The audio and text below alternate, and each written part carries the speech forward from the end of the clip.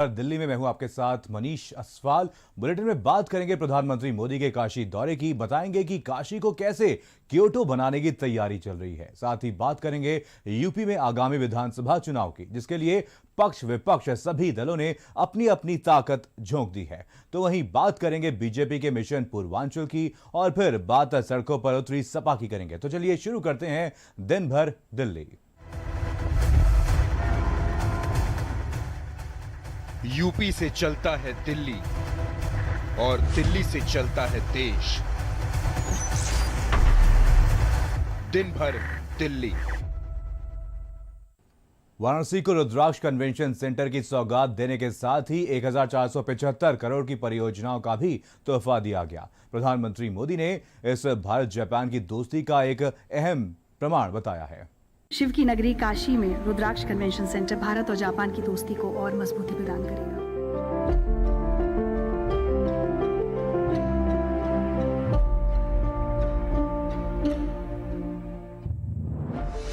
काशी को गंगा पुत्र की सौगात। रुद्राक्ष कन्वेंशन सेंटर का तोहफा।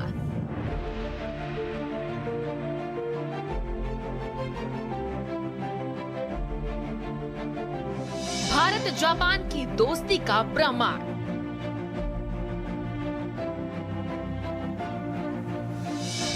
भारत का क्योटो बनेगा काशी।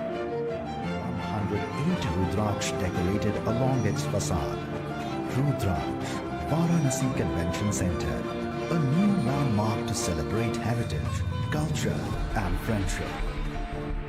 पीएम मोदी एक बार फिर अपने संसदीय क्षेत्र वाराणसी पहुंचे और इस दौरान पीएम ने काशी वासियों को कई सौगातें दी। सबसे बड़ा तोहफा रुद्राक्ष कन्वेंशन सेंटर है, जो काशी को जापान के क्योटो की तर्ज पर विकसित करने में बेहद अहम साबित होने वाला है।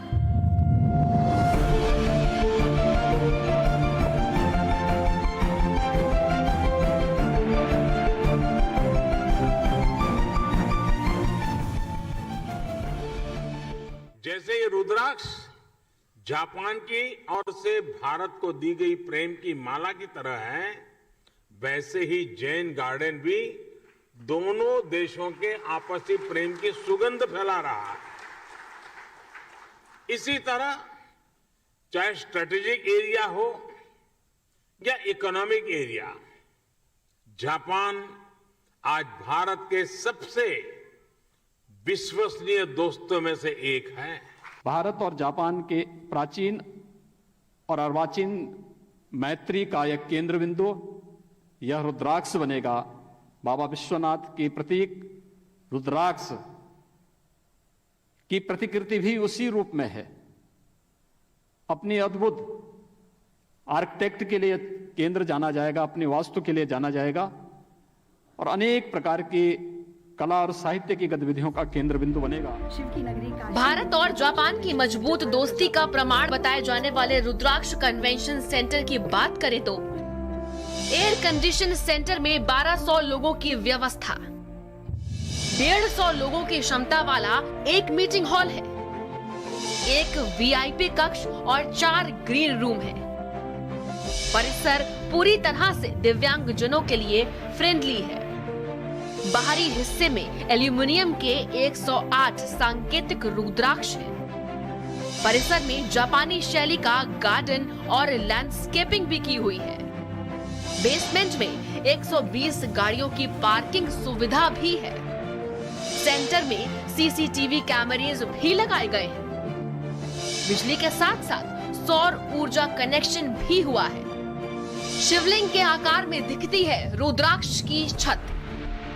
प्रधानमंत्री नरेंद्र मोदी ने इस रुद्राक्ष के पौधे को यहाँ पे लगा के किया है। ये अब हम आपको दिखाते हैं यहाँ का विहंगम नज़ारा आप देख सकते हैं। हम चलते हैं अंदर इस कन्वेंशन सेंटर के। भारत और जापान के आर्थिक और तकनीकी सहयोग से बनकर ये तैयार ये कन्वेंशन सेंटर वाराणसी के लिए ही नहीं बल्कि पूरे उत्तर प्रदेश के लिए एक बहुत बड़ा आप इसे योगदान कह सकते हैं। ये एक अंतर्राष्ट्रीय मीडिया कन्वेंशन सेंटर बन के तैयार है, जो है सामने सेमिनार हॉल है। 1200 से अधिक लोगों की यहाँ पे बैठने की व्यवस्था है। जापान के लोग भी यहाँ पे आए हुए थे, जापान के राजदूत भी उसमें यहाँ पे मौजूद थे। ये एक सेमिनार हॉल है, ये आप देख सकते हैं, काफी बृहद और विहंगम नज़ारा आप यहाँ से देख सकते हैं। यहीं पे प्रधानमंत्री ने भी कुछ देर पहले जनसभा को संबोधित किया, यहाँ पे लोग आए हुए थे। ये 1200 लोगों के बैठने की व्यवस्था की गई है। तो कहा जाए तो एक प्रकार से ये न सिर्फ अद्भुत है बल्कि विहंगम है और बनारस के लिए एक बहुत बड़ा तोहफा है। नीरज जायसवाल के साथ रोहित सिंह, भारत समाचार, वाराणसी। एक तरफ